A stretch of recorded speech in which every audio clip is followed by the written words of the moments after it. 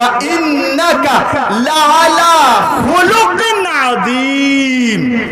اے نبی آپ بہت ہی عمدہ اخلاق کے آپ مالک ہیں، آپ کے اخلاق بہت بلند ہیں۔ اللہ اکبر۔ جس کی گواہی خود اللہ رب العالمین دے اور کسی گواہی کی ضرورت ہے نہیں۔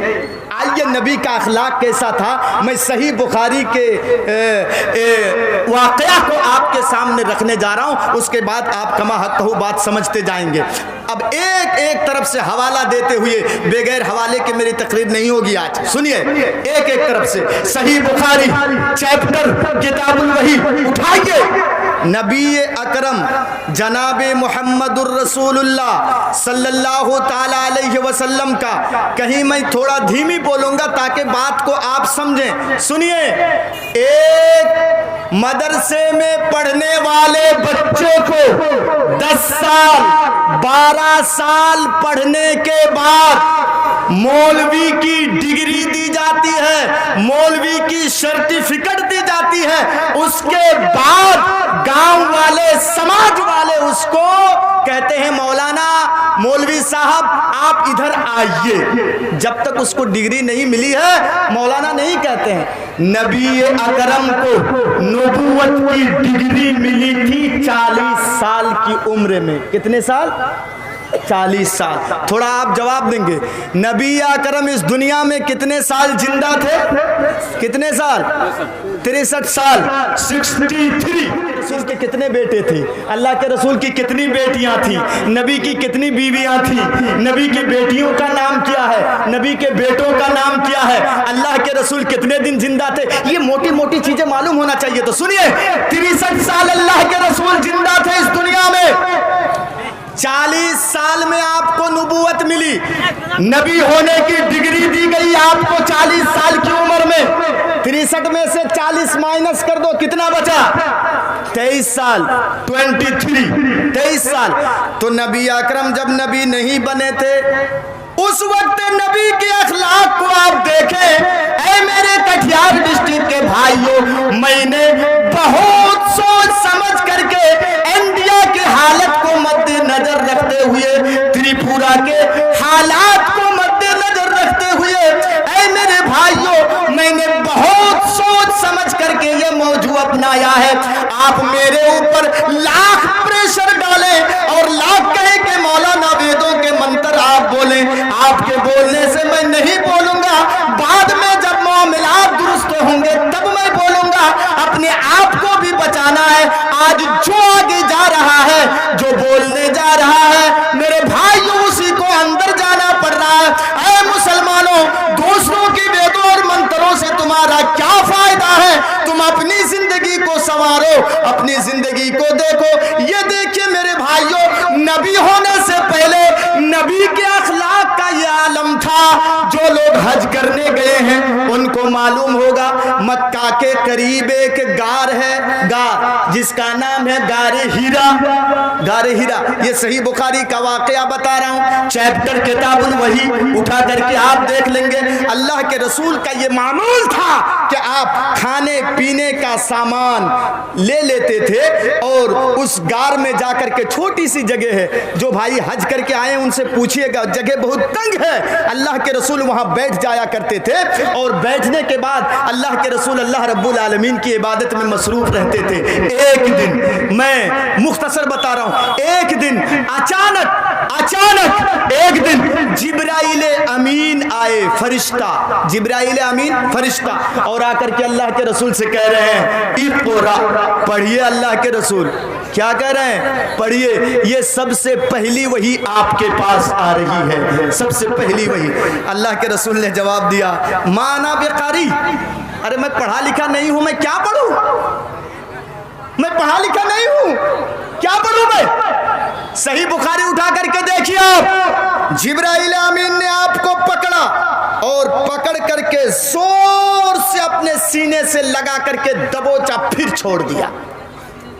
ایک فرشتے کی کتنی طاقت ہوتی ہے؟ کتنی طاقت ہوتی ہے. اللہ اکبر. صحیح بخاری کے الفاظ ہیں, اللہ کے رسول فرماتے ہیں لقد خشیت علی نفسی, میں اپنے نفسے کے اوپر ڈر گیا کہیں میری جان نہ چلی جائے.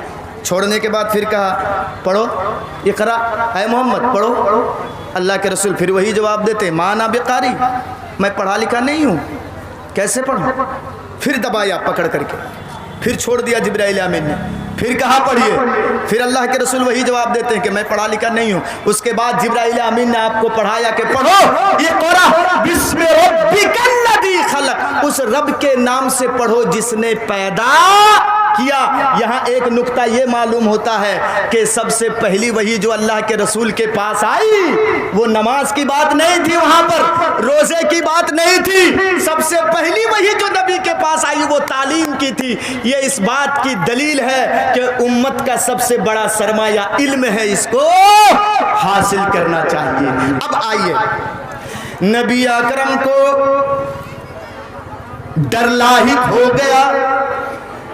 پتہ نہیں میں روزہ نہ آتا تھا لیکن ایسا کبھی نہیں ہوا, آج کون آیا کس نے مجھ کو دبایا. غارِ حرا کو چھوڑ کر کے اللہ کے رسول گھر جاتے, اپنی بیوی خدیجہ سے کہتے خدیجہ زملونی زملونی زملونی زملونی, اے خدیجہ مجھے چادر دو, جلدی سے چادر اڑا دو میرے اوپر, کمبل دو, چادر دو مجھ کو, اڑاؤ مجھ کو. ڈرے ہوئے ہیں اللہ کے رسول, چادر اوڑھ کر کے آپ سو جاتے ہیں. تھوڑی دیر کے بعد جب آپ کا ڈر ختم ہونے لگا, ڈر جاتا رہا آپ کا, تب آپ نے چہرے سے چادر کو ہٹایا. چہرے سے چادر کو آپ نے ہٹایا. ہٹانے کے بعد کہا خدیجہ جانتے ہو آج غارِ حرا میں میرے ساتھ کیا ہوا ہے. اللہ کے رسول بتا دیے کہ میرے ساتھ آج یہ معاملات ہوئے ہیں غارِ حرا میں, میرے ساتھ آج ایسا ہوا ہے غارِ حرا میں. میرے بھائیو بیوی ہو تو ایسی, اسی لیے مجھے ڈر لگ رہا ہے کہیں کسی جن کا, کسی بھوت پری کا, کسی آصف کا سایہ تو میرے اوپر نہیں ہے. ڈر گئے ہیں اللہ کے رسول. چہرے کو دیکھ رہی ہے خدیجہ رضی اللہ تعالی عنہا کہ میرے سرتاج یہ ڈرے ہوئے ہیں. اللہ اکبر. نبی کی بیوی عمر میں نبی سے بڑی تھی, 1-2 سال کی نہیں. اے نوجوان میرے بھائیوں سنو, نبی کی بیوی نبی سے عمر میں 15 سال کی بڑی تھی. 15 سال, 1-2 سال نہیں. نبی کی بیوی نبی کو نصیحت کر رہی ہے, تسلی دے رہی ہے اور سمجھا رہی ہے. اٹھائیے صحیح بخاری کے الفاظ, چیپٹر کتاب الوحی اٹھا کر کے آپ دیکھیے اللہ کے رسول کو کیسے تسلی دے رہی ہے خدیجہ. فرما رہی ہے قالت خدیجہ رضی اللہ تعالی عنہا کلا واللہ ما یخزیک اللہ ابدا انک لتصل الرحم وتحمل الکلہ وتکسب المعدوم وتقری الضیف وتعین علی نوائب الحق. پوری حدیث نہیں پڑھوں گا, ایک صفحے کی حدیث ہے, جہاں تک میرے موضوع سے ٹچ ہے وہیں تک میں نے پڑھا. سنیے خدیجہ کیسے تسلی دے رہی ہے.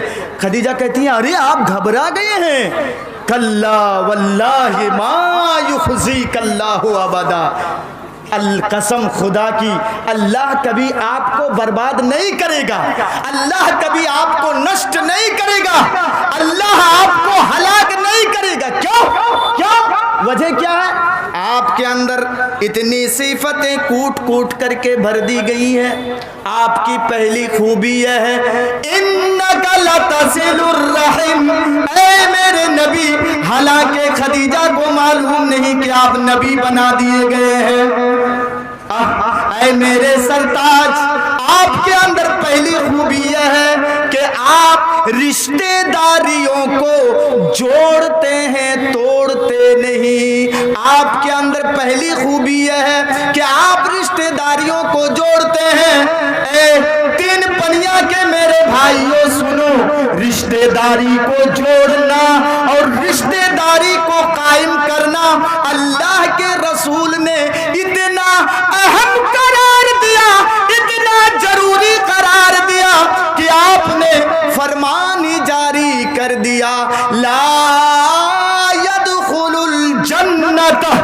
لا يدخل الجنت قاطع رحم، رشتہ داری کو کاٹنے والا، رشتہ داری کو توڑنے والا جنت میں داخل نہیں ہوگا۔ اسی تعلیم کا نتیجہ ہے، اسی تعلیم کا نتیجہ ہے کہ جب حضرت ابو ہریرہ، غور سے سنیے گا، حضرت ابو ہریرہ جب شہر طائف میں تشریف لے آئے، شہر طائف میں اس واقعے کو امام بخاری رحمہ اللہ اپنی کتاب الادب المفرد کے اندر نقل کرتے ہیں۔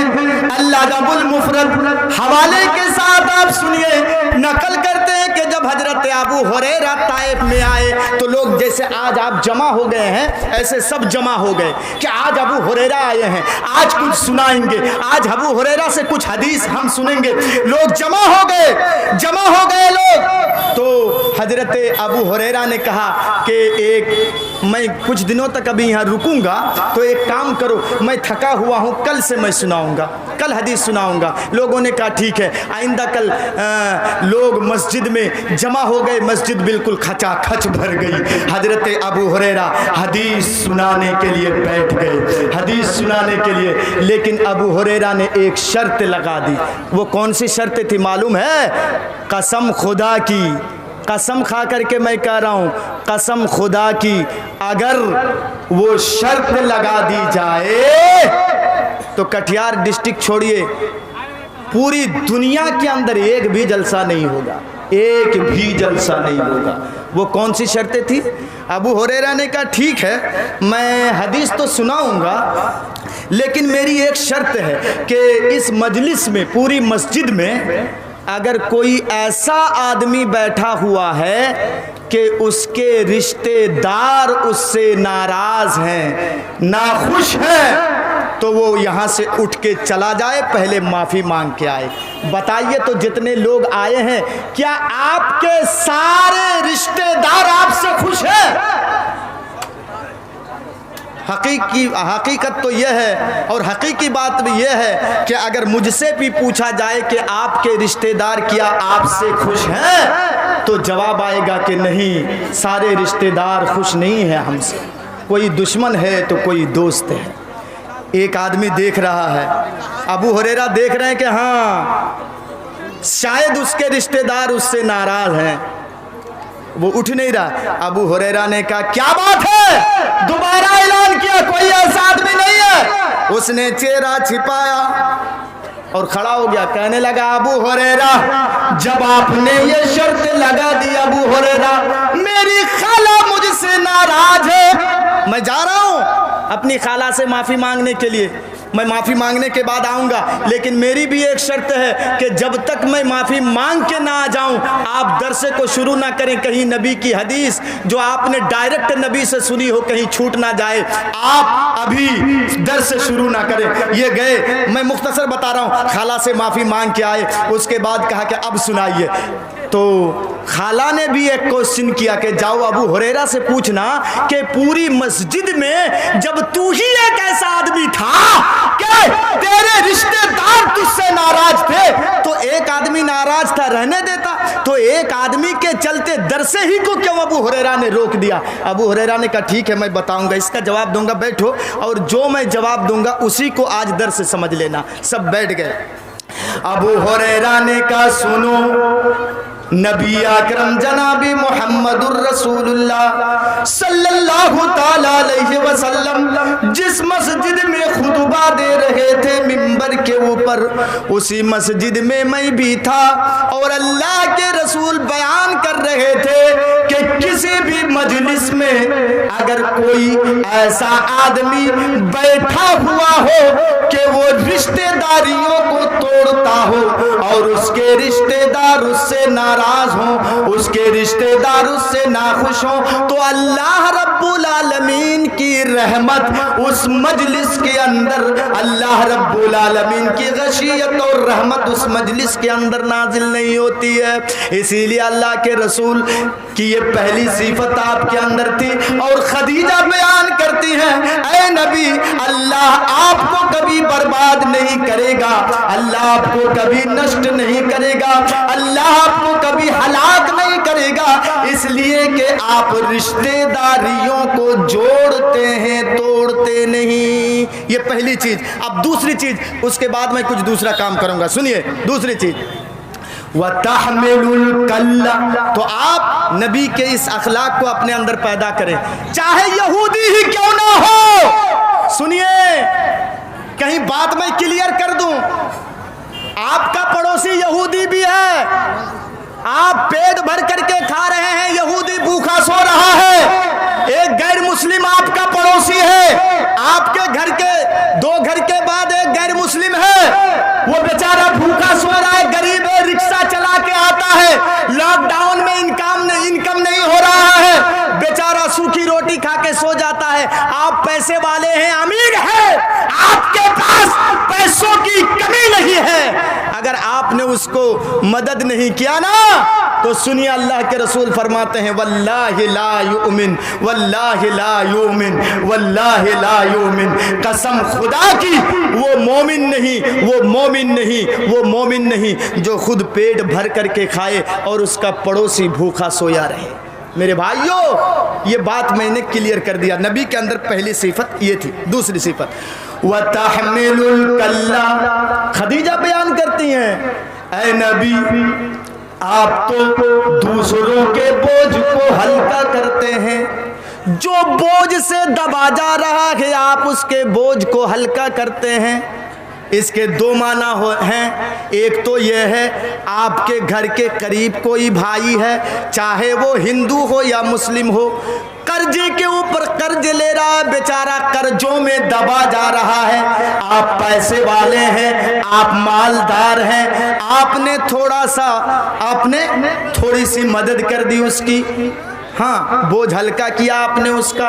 ایک معنی تو یہ ہے، اور ایک معنی جس کو حقیقت میں علامہ ابن ہشام نے سیرت النبی کے اندر ذکر کیا ہے، سیرت النبی کے اندر علامہ ابن ہشام نے، کہ ایک مرتبہ اللہ کے رسول کا گزر ایک جنگل کے راستے سے ہو رہا تھا، اللہ کے رسول جنگل کے قریب سے ہو کر گزر رہے تھے، تو آپ نے ایک بڑھیا کو دیکھا، وہ بیچاری لکڑیاں چننے کے لیے آئی ہے اور لکڑیاں چن کر کے وہ بڑا سا گٹھر باندھ لی ہے، وہ اٹھا نہیں پا رہی ہے، پورا یہ کیا کہتے ہیں کہ طاقت لگا کر کے، زور لگا کر کے کسی طریقے سے بڑھیا نے اپنے سر کے اوپر اس لکڑی کے گٹھر کو رکھ تو لیا، ایسے ہی وہ بوڑھی تھی، آدھی کمر اس کی جھکی ہوئی تھی، جیسے ہی لکڑی کے بوجھ کو، اس گٹھر کو اپنے سر پہ بڑھیا نے رکھ لیا تو وہ اور جھک گئی۔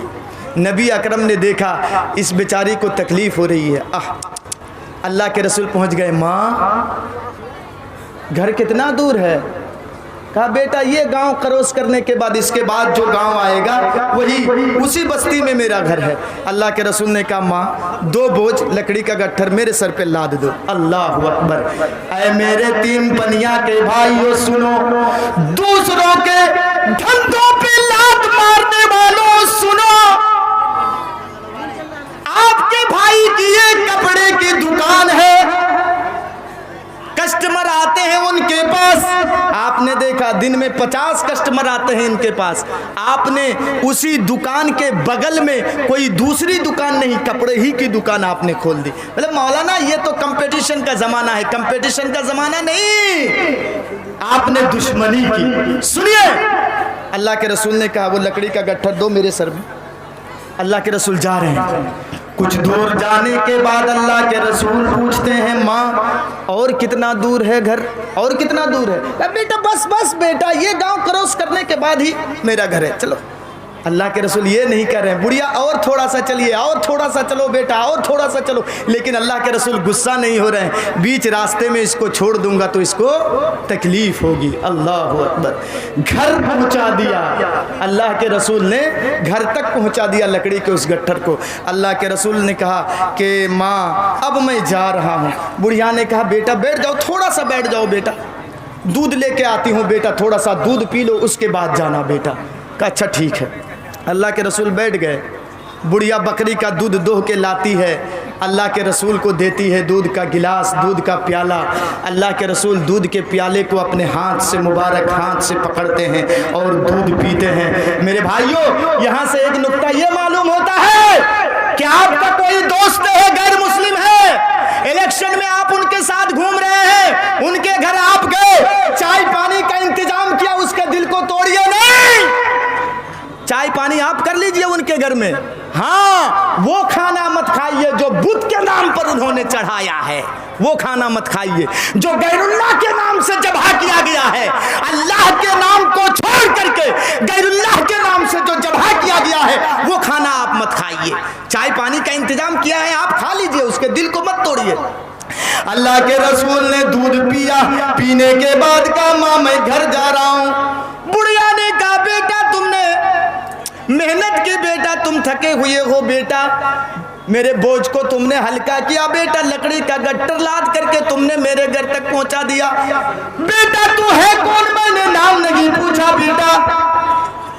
اللہ کے رسول نے کہا ماں میرا نام محمد ہے، میں مکے کا رہنے والا ہوں. جیسے ہی بڑھیا نے نام سنا کہ بیٹا رک رک بیٹا رک. بڑھیا نے کہا بیٹا رک. دوڑ کر کے بڑھیا گھر کے اندر گئی، 2 روئی کوٹر روئی لے کر کے آتی ہے بڑھیا، اللہ کے رسول کے ہاتھوں میں دیتی ہے. پڑھیے سیرت النبی علامہ ابن ہشام کی. بڑھیا لے کر کے دیتی ہے، لو بیٹا. اللہ کے رسول نے کہا میں ان کا کیا کروں؟ میں کہا بیٹا سنا ہے جو ایڈریس تم نے بتایا بیٹا، جو پتہ تم نے بتایا بیٹا، وہیں پر ایک محمد نامی آدمی بڑا جادوگر پیدا ہوا ہے. جادوگر، ہاں جادوگر کہہ رہی ہے بڑھیا، بڑا جادوگر پیدا ہوا ہے بیٹا. ان کی باتوں کو جو سن لیتا ہے بیٹا، باپ سن لے تو بیٹے سے دشمنی ہو جاتی ہے، بیٹا سن لے تو باپ دادے کے دین اور دھرم کو چھوڑ دیتا ہے. بیٹا کہیں تمہارے اوپر بھی جادو کا اثر نہ آ جائے، ان روئیوں کو اپنے کانوں میں ٹھوس لینا بیٹا. اللہ کے رسول کے آنکھوں سے آنسو جاری ہو گئے. بڑھیا کی دی ہوئی روئیوں سے اللہ کے رسول لاکھوں آنسوؤں کو پہنچتے ہیں. پھر اس کے بعد کہتے ہیں ماں ٹھیک ہے میں جا رہا ہوں. بڑھیا نے ہاتھ پکڑ لیا، بیٹا تم نے مجھ کو خوش کیا، بیٹا ہنسایا، لکڑی کا گٹر گھر تک تم نے پہنچا دیا بیٹا، لیکن بیٹا تو میرے گھر سے رو کر کے جائے گا بیٹا، اچھا نہیں ہو رہا. تیرے آنسو کیوں نکلے بیٹا؟ کوئی تکلیف ہوئی بیٹا؟ تم نے مجھ کو ہنسایا بیٹا اور تم میرے گھر سے آنسو بہا کے جائے گا. نبی نے کہا ماں نہیں کچھ بات نہیں، چھوڑو ماں میں جا رہا ہوں. کہا نہیں بیٹا بولنا پڑے گا. بڑھیا نے ہاتھ پکڑ لیا. نبی نے کہا اے میری ماں سن، جس محمد کا تو نام لے رہی ہے، جس کو تو جادوگر کہہ رہی ہے، وہ یہ محمد تو میں ہی ہوں. کہا بیٹا تیرا تو نہیں بیٹا، عبداللہ کا بیٹا، آمینہ کا لخت جگر، عبداللہ عبد المطلب کا پوتا، عبداللہ کا بیٹا. ماں ہاں جو ایڈریس تم بتا رہی ہو ماں، میرا ہی باپ عبداللہ ہے، میری ماں آمینہ ہے، میں عبداللہ ہی کا بیٹا ہوں، مکے کا رہنے والا ہوں. بڑھیا نے چہرے کو دیکھا، کبھی قریب سے نہیں دیکھی تھی، کہنے لگی ہاں تو ہی محمد ہے، تو ہی محمد ہے.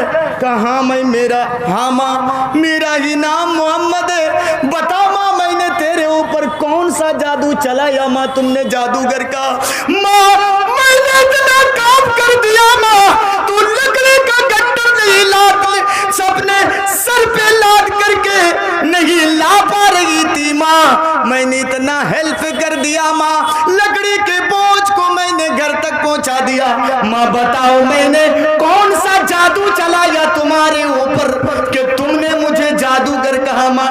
بڑھیا نے کہا بیٹا میں نے قریب سے، اتنا قریب سے نہیں دیکھا تھا بیٹا، جو مجھے بتا رہے تھے تیرے بارے میں وہ جھوٹ بول رہے تھے بیٹا. اے بیٹا میرا تو دل چاہتا ہے جس دین اور دھرم کو لے کر کے تو آیا ہے بیٹا، میرا تو دل چاہتا ہے بیٹا کہ اس دین اور دھرم کے اندر میں بھی اپنی انٹری لے لوں. بیٹا بولو بولو بیٹا کیا کرنا پڑے گا؟ کہ میں بھی مسلمان بن جاؤں؟ اللہ کے رسول نے کہا ماں بولو اشہدو اللہ الہ الا اللہ واشہد ان محمدن عبدہ ورسولہ۔ کلمہ پڑھ کر کے بڑھیا مسلمان ہو گئی میرے بھائیوں۔ وتحمل الکلہ، نبی کی دوسری صفت یہ تھی آپ دوسرے کے بوجھ کو ہلکا کرتے تھے، آپ دوسرے کے بوجھ کو اس کے گھر تک پہنچا دیا کرتے تھے۔ یہ نبی کی میرے بھائیوں یہ نبی اکرم جناب محمد الرسول اللہ صلی اللہ تعالی علیہ وسلم کے اندر یہ سارے اوصاف کوٹ کوٹ کر کے بھرے ہوئے تھے۔ آپ کے اخلاق کو دیکھ کر جو آج دنیا چیخ چیخ کر کہتی ہے اسلام تلوار کے زور سے پھیلا ہے، میرے بھائیوں یہ میڈیا والے ان واقعات کو پیش کریں کم سے کم۔ یہ تو مودی اور یوگی کو سب سے پہلے فوٹو میں دیکھ رہے ہو، مودی کو ہاتھ جوڑ کے کھڑا کر دیا، یہی لوگ پھنسا کے جیل میں ڈلواتے ہیں، یہی لوگ پھنسا کے جیل میں ڈلواتے ہیں۔ ارے کم سے کم اتنا لکھو کہ جو اسلام کے اندر بدنما داغ لگا رہے ہو کہ اسلام تلوار کے زور سے پھیلا ہے، نہیں، ان سب واقعات کو پیش کرو، وائرل کرو اور دکھاؤ کہ تلوار کے زور سے نہیں بلکہ نبی کے اعلیٰ اخلاق کے ذریعے سے اسلام پھیلا ہے۔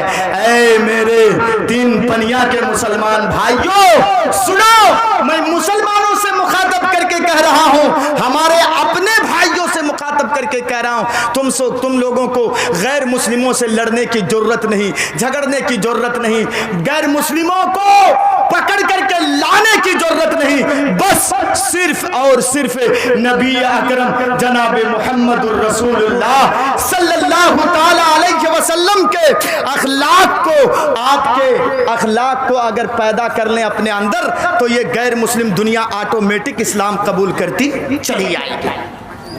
کتنا گھنٹہ ہوا؟ مغرب کے بعد سے سن رہے ہیں، کتنا ہوا؟ ٹھیک ہے میں آ رہا ہوں، موضوع پر آ رہا ہوں، ٹھیک ہے۔ میں سنیے، مغرب کے بعد سے لے کر کے اب تک آپ قرآن و حدیث کی باتیں سن رہے ہیں، قرآن کی آیت ہے، تھوڑا سا میں کچھ کام کروں گا اسی لیے میں موضوع سے ہٹ رہا ہوں، موضوع سے میں ہٹ رہا ہوں۔ جانتے ہیں ایک مومن کی صفت ہوتی ہے انما المؤمنون الذین اذا ذکر اللہ وجلت قلوبہم واذا تلیت علیہم آیاتہ زادتہم ایمانا وعلی ربہم یتوکلون۔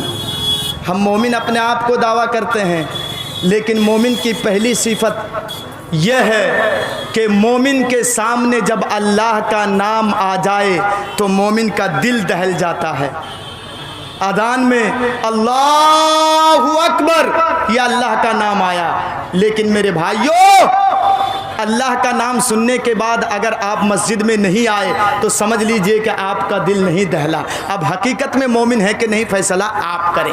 دوسری چیز، مومن کے سامنے جب قرآن کی آیت پڑھی جائے تو مومن کا ایمان تازہ ہو جاتا ہے، ایمان کے اندر بڑھوتری پیدا ہوتی ہے۔ مغرب کے بعد سے لے کر کے رات 4 بجے تک یہ پروگرام چلے گا، میرے بعد اور 2 مولانا ہیں میرے بھائیوں، اس کے بعد فجر کی نماز آپ نہیں پڑھیں گے تو کہاں ایمان تازہ ہوا؟ اتنے لوگ تھوڑے فجر کی نماز پڑھیں گے میرے بھائیوں۔ تو سنیے تیسری چیز، وَعَلَىٰ رَبِّهِمْ يَتَوَكَّلُونَ، مومن کی تیسری پہچان یہ ہے کہ وہ اپنے رب ہی کے اوپر بھروسہ کرتے ہیں، کسی دوسرے کے اوپر نہیں۔ ہاں مومن کی تو ایک صفت یہ بھی ہے کہ جب رسول کا حکم آ جائے اور رسول کہہ دیں کہ یہ کرو دوڑ پڑو تو یہ نہ دیکھے کہ یہاں کیچڑ ہے یہاں دوڑنا مناسب نہیں ہے، بلکہ نبی کا حکم ہے اللہ کا حکم ہے تو وہیں دوڑ پڑے۔ جانتے ہیں ایک مرتبہ اللہ کے رسول نے چندہ کیا، کہا کون ہے جو 100 اونٹ قربانی دے گا؟ نبی اس کو جنت کی گارنٹی دے رہا ہے۔ حضرت عثمان غنی رضی اللہ تعالیٰ عنہ یہ نبی اکرم کے سسر جی تھے، سسر جی کہنے لگے 100 اونٹ میں دے رہا ہوں، جنت مجھ کو دیجئے۔ اللہ کے رسول نے کہا عثمان بیٹھ جاؤ، بیٹھ جاؤ عثمان بیٹھ جاؤ۔ پھر اللہ کے رسول نے کہا عثمان کے بعد کون ہے جو 100 اونٹ کی قربانی دے گا؟ نبی اس کو گارنٹی دے رہا ہے کہ نبی اس کو جنت دلوائے گا۔ ہاں پھر حضرت عثمان اٹھ گئے، پھر حضرت عثمان اٹھ گئے، اللہ کے رسول 100 اور لے لیجئے لیکن جنت ہم کو دیجئے۔ دیکھ رہے ہیں کسی کو موقع نہیں دے رہے ہیں۔ تقریر آپ کو اچھی لگ رہی ہے نا؟ قرآن و حدیث کی باتیں آپ کو اچھی لگ رہی ہیں کہ نہیں؟ کتنے لوگوں کو اچھی لگ رہی ہے؟ ہاتھ اٹھائیے تو، ہاتھ اٹھائیے تو.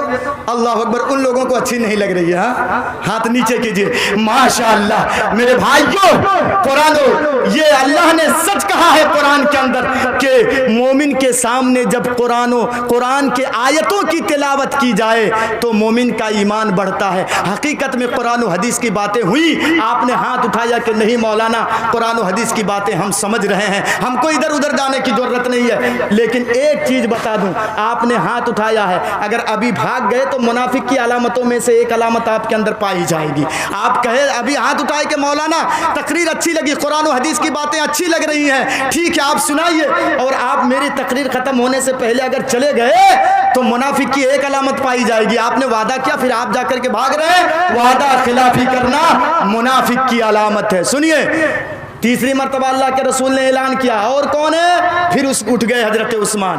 اللہ کے رسول 100 اور دے رہا ہوں. اللہ کے رسول نے کہا عثمان میں تم سے نہیں کہتا ہوں، بیٹھ جاؤ نا، تم سے میں نہیں کہہ رہا ہوں. پھر اس کے بعد اللہ کے رسول نے کہا عثمان کے بعد کون ہے؟ پھر حضرت عثمان اٹھ گئے، کہنے لگے اللہ کے رسول 100 اور لے لیجئے. کہ اللہ کے رسول نے 1-2 بار نہیں بلکہ 7 بار اعلان کیا، اور حضرت عثمان غنی رضی اللہ تعالیٰ عنہ 7 مرتبہ اٹھ کے کھڑے ہو گئے اور کہنے لگے اے اللہ کے رسول جنت مجھے دے دیجئے، 100 اونٹ ہم سے لے لیجئے. 700 اونٹ کی قربانی دیے تھے اللہ یہ حضرت عثمان غنی.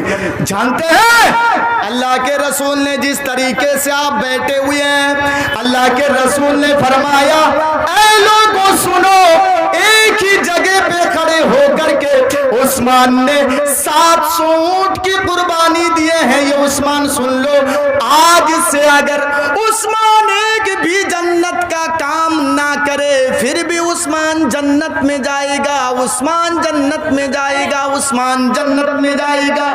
5 منٹ ایک ایسے واقعہ کو میں آپ کے سامنے رکھ رہا ہوں. 3 پنیاں والو سرسوں کا دانہ آپ نے دیکھا ہے؟ سرسوں کا دانہ دیکھا ہے نا؟ کتنا اتنا بڑا ہوتا ہے؟ نہیں اتنا بڑا ہوتا ہے نا، اے چھوٹا سا. یہ سرسوں کے دانے اتنے چھوٹے ہوتے ہیں. اگر اتنا بھی ایمان ہے نا، سرسوں کے دانے کے برابر بھی اگر ہمارے اور آپ کے پاس ایمان ہے نا، تو میں اگر کہوں گا کہ آپ اٹھ جائیں تو اٹھ جائیں گے، بیٹھ جائیں تو بیٹھ جائیں گے. اس واقعے کو تھوڑا سا سن لیجیے، 2-4 منٹ زیادہ نہیں. عبداللہ ابن عمر بیمار پڑ گئے تھے، ڈاکٹروں نے ان کو علاج کیا. کچھ دنوں کے بعد، 1 مہینے کی علاج کے بعد ڈاکٹروں نے بتایا کہ اب یہ خطرے سے باہر ہیں، اب ان کو جو دل چاہے وہ کھلاؤ، ان کو یہ خطرے سے باہر ہیں. بیوی نے کہا محترم دل کیا چاہتا ہے، کیا کھائیں گے آپ؟ کہا بیوی ڈاکٹروں نے ناک میں دم کر کے رکھ دیا تھا، بیوی دل تو چاہتا ہے کہ میں مچھلی کھاؤں. غلام کو بھیجا، جاؤ مارکیٹ سے مچھلی لے کے آؤ. غلام مارکیٹ سے مچھلی لے کے آیا، اس کو تیل میں بھنا، اچھی طریقے سے صاف کرنے کے بعد، تیل میں بھننے کے بعد، روٹی بنانے کے بعد دسترخوان میں رکھ دیا. بیوی نے جا کر کے شوہر کو بڑے پیار سے سینے سے لگا کر اٹھایا، میرے سرتاج اٹھیے، چلیے آپ کے لیے دسترخوان میں روٹی اور مچھلی حاضر ہے. پیاری بیوی روٹی کا ٹکڑا توڑ کر کے شوربے میں ڈبا کر کے مچھلی لگا کر کے اب منہ کے اندر وہ روٹی کا ٹکڑا دے گی، ڈالے گی. عبداللہ ابن عمر کے منہ میں اتنے میں باہر کے دروازے سے آواز آ رہی ہے، شیئن للہ، اللہ کے نام سے کچھ ہے تو دے دو. عبداللہ ابن عمر نے کہا روٹی کا لقمہ نیچے کرو، جاؤ پہلے دیکھو کون دروازے میں آیا ہے. کہا کوئی سائل مانگنے آیا ہے، کوئی سائل مانگنے آیا ہے، جاؤ روٹی اور مچھلی اسی کو دے دو. کیا کہا؟ بیوی نے کہا ہے میرے سرتاج، بڑی محنت سے میں نے آپ کے لیے بنایا ہے، اگر آپ کو دینے ہی کی ضرورت ہے میں الماری سے संदूक से मैं रुपये निकाल करके उस साहिल को दे रही हूँ, वो जा करके मछली रोटी खरीद करके खा लेगा, अपने मनपसंद का खाना अपनी बीवी बाल बच्चों को खिलाएगा। अब्दुल्ला इब्न उमर ने कहा ये मशवरा तो ठीक है, जाओ दे दो। बीवी रुपया गिन करके देने जा रही है साहिल को। अब्दुल्ला इब्न उमर ने फिर बुलाया, इधर आओ थोड़ा। कहा क्या? कहा देखूं कितना दे रही हो। कहा ठीक तो दे रही हूँ। कहा देखूं पहले। अब्दुल्ला इब्न उमर ने हिसाब लगाया, मछली का इतना, तेल का इतना, मसाले का इतना, आटा का इतना, जोड़ करके कहा कि अगर यही खाना वो खाए तो उतना ही रुपया दो। कहा कि हाँ तुम कुछ ज्यादा ही दे रही हो, कम नहीं दे रही हो, जाओ दे दो। बीवी रुपया लेकर के दरवाजे में पहुंचने की वाली थी कि फिर अब्दुल्ला इब्न उमर ने बोला या मेरी बीवी यहाँ वो मेरी बीवी। का क्या हुआ फिर? कहा यहाँ दस्तरखान में रुपया रखो।